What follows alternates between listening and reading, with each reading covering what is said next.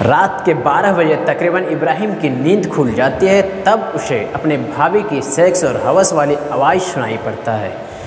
इब्राहिम को लगता है कि भैया तो घर पर नहीं है, लेकिन इतनी रात को आखिर भाभी के साथ कौन रंग रेलियाँ मना रहे हैं, कौन मस्ती कर रहे हैं। फिर इब्राहिम दबे पाँव भाभी के कमरे पहुंच जाते हैं तो इब्राहिम देखते हैं कि उसकी भाभी नंगी होकर पड़ोस के रहने वाले अनवर के साथ चिपके हुए है और शारीरिक संबंध बना रहे हैं। और जैसे उसकी भाभी की नज़र इब्राहिम पर पड़ते हैं तब उसकी सेक्स और हवस की गेम ओवर हो जाता है और शुरू होता है एक्शन क्राइम थ्रिलर सीन। क्योंकि कुछ ही देर बाद वहाँ फर्श पर एक लाश पड़ी रहती है। आखिर क्यों, कैसे, ये सारी जानकारी जानने के लिए इस वीडियो को अंत तक जरूर देखें। दरअसल यह सच्ची घटना है उत्तर प्रदेश के सांभर जिले के बनियाठेर थाने की। वहाँ मेहरुनिशा नाम की एक महिला की शादी हुई लगभग 3 साल हुए थे। उसके पति नौकरी के लिए अक्सर घर से बाहर ही रहती थी अकेली। मेहरुनिशा और सोती भी थी अकेली, लेकिन घर में उसके देवर थे, सास थे।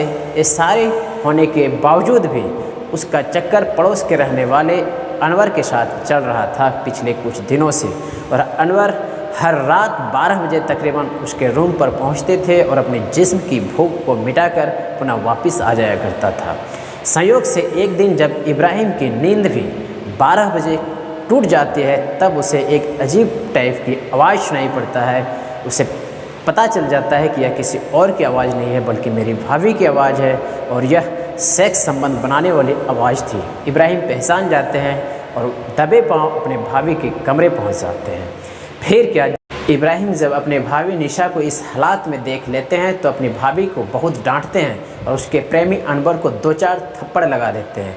लेकिन उसके भाभी को अपने प्रेमी के ऊपर जो थप्पड़ पड़ता है उसे सहा नहीं जाता है और उसकी भाभी पूरी गुस्से में आ जाती है। इसके बाद वो अपनी चूड़ी निकालती है और उसके गले में लपेट देते हैं इब्राहिम के और अपने प्रेमी के संग मिलकर उसका गला दबाकर हत्या कर देते हैं। इसके बाद भी उसकी सेक्स और हवस की भूख नहीं मिटता है तो मरे हुए इब्राहिम के सामने ही फिर से सेक्स संबंध बनाते हैं। इसके बाद जब वह पूरी तरह संतुष्ट हो जाता है तब सोचते हैं और दोनों प्लान करते हैं कि इब्राहिम की लाश को कहीं ठिकाने लगाना चाहिए।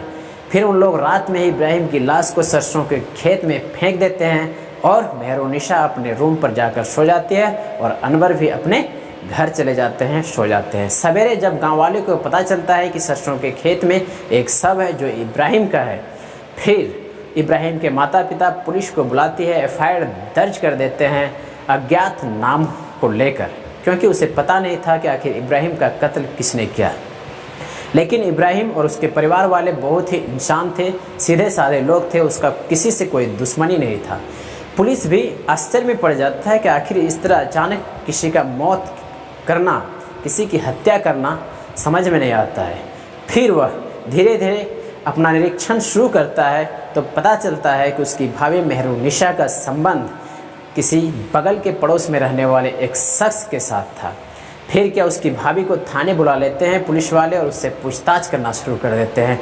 लेकिन उसकी भाभी थाने पहुंचते ही डर जाती है और टूट जाती है और पूरी घटना पुलिस वाले के सामने कबूल कर लेती है कि मैं अपने प्रेमी अनवर के साथ मिलकर इसके गले में चुनरी डालकर दबाकर हत्या कर दिए थे।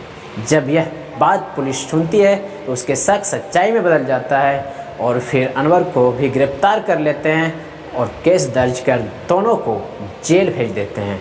अभी मेहरुनिशा और अनवर दोनों जेल में हैं। लेकिन आप इस तरह की भाभी के लिए क्या कहना चाहेंगे, क्योंकि उसका देवर ही था। यदि देख ही लिया था कोई बात नहीं था, उसका कत्ल कर देना कहाँ तक जायज़ है। उसे समझाना चाहिए था आज के बाद ऐसी गलती नहीं होगा, लेकिन इस तरह की कोई बात नहीं थी। वह अपनी नाजायज़ संबंध को छिपाने के लिए अपने ही देवर का कत्ल कर देती है। यह कहाँ तक सही है, अपनी राय कमेंट सेक्शन में ज़रूर दीजिएगा और इसी तरह की क्राइम न्यूज़, क्राइम की कहानी के लिए इस यूट्यूब चैनल को सब्सक्राइब कर लीजिएगा ताकि इस तरह की अपडेट आप तक पहुँचती रहे। मिलते हैं किसी और कहानी में। धन्यवाद।